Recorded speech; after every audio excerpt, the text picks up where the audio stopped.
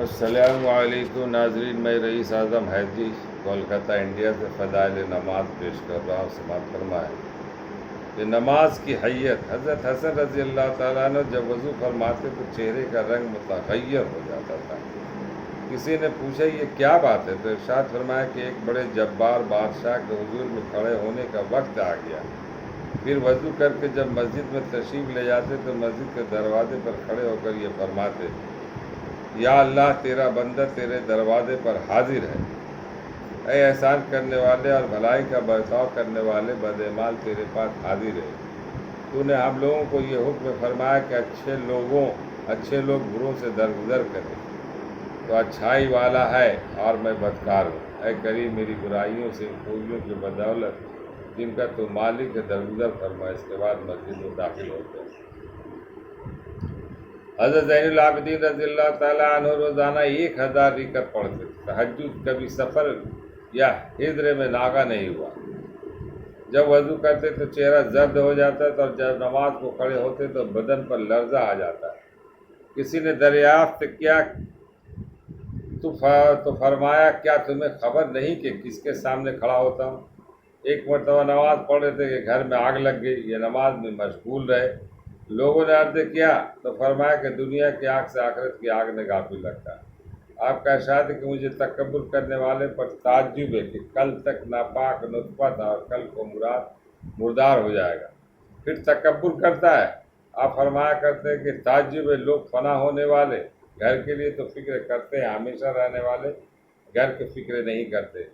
آپ کا معمول تھا کہ رات کو چھپ کر صدقہ کیا کرتے، لوگوں کو یہ بھی خبر نہ ہوتی کہ کس نے دیا۔ جب آپ کا انتقال ہوا تو سو گھر ایسے نکلے جن کا گزارا آپ کے آنات پر تھا۔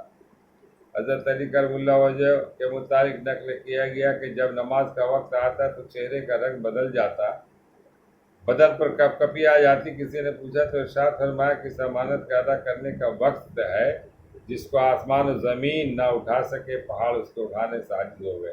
میں نہیں سمجھتا کہ اس کو پورا کر سکوں گا یا نہیں۔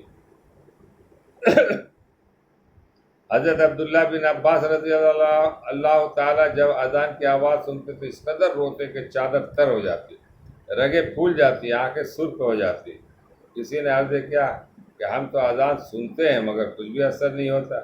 آپ اس قدر گھبراتے ہیں۔ ارشاد فرمایا کہ اگر لوگوں کو یہ معلوم ہو جائے کہ مؤذن کیا کہتا ہے تو راحت و آرام سے محروم ہو جائے اور نیند اڑ جائے۔ اس کے بعد اذان کا ہر جملہ کی تنبیہ مفصل ذکر فرمایا۔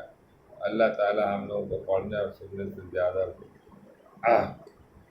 عمل کرنے کی توفیق عطا فرمائے، اور اس قصے کو پھر دوسرے بار میں پیش کروں گا۔ میں رئیس اعظم حیدری کولکتہ انڈیا سے۔ نماز کی فضیلت، نماز کی برکت، نماز میں جو فوائد ہیں، نماز میں اللہ تعالیٰ سے گفتگو اور نماز کا وقت جب آتا تھا ہمارے اکابر صحابہ کرام کیا کیفیت ہو جاتی تھی، اس کا اندازہ لگائیں۔ اور ہم لوگ نماز سے غافل، دنیا کا ہر کام میں پریشان، میں نے اپنے وقت پر کر رہے ہیں، کھا رہے ہیں، پی رہے ہیں، سو رہے ہیں، اٹھ رہے، بیٹھ رہے، گا رہے ہیں، گھوم رہے ہیں، تفریح کر رہے ہیں۔ اور نماز کا وقت جب آتا ہے تو آدمی پتہ نہیں، مسجدیں خالی رہتی۔ افسوس ہے آج 4 5 منزلہ مسجدیں بنا دی جاتی ہیں مگر نمازی سے خالی۔ ایمان کی حرارت، بولے مسجد تو بنا دی پل بھر میں، ایمان کی حرارت والوں نے برسوں میں نمازی بن نہ سکا من اپنا پرانا باپ۔ یہی حال ہے، ہم مسلمان ہیں اور کہتے کہ ہمارے بہت پریشانی ہے ہمارے ساتھ، کیا کروں گا اس کی آواز۔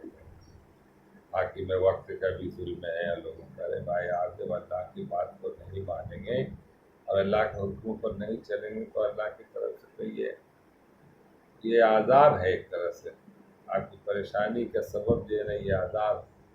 اللہ تو کہتا ہے تم میرے ہو جب میں تمہارے، تو اللہ نگہبان ہو جائے گا ہم لوگوں کو، پھر کون ہے، پھر کس کی؟ ہماری حکومت ہر جگہ ہے، مگر ہم لوگ بہت نااہل ہو گئے، ہم لوگ نہ سمجھ۔ اللہ تعالیٰ ہم لوگ کو پڑھنے اور سننے سے زیادہ عمل کرنے کی توفیق عطا فرمائے۔ اس ویڈیو کو دور تک پھیلائے، یہ بھی ایک صدقہ جاریہ ہے، شاید کہ اتر جائے تیرے دل میں میری بات۔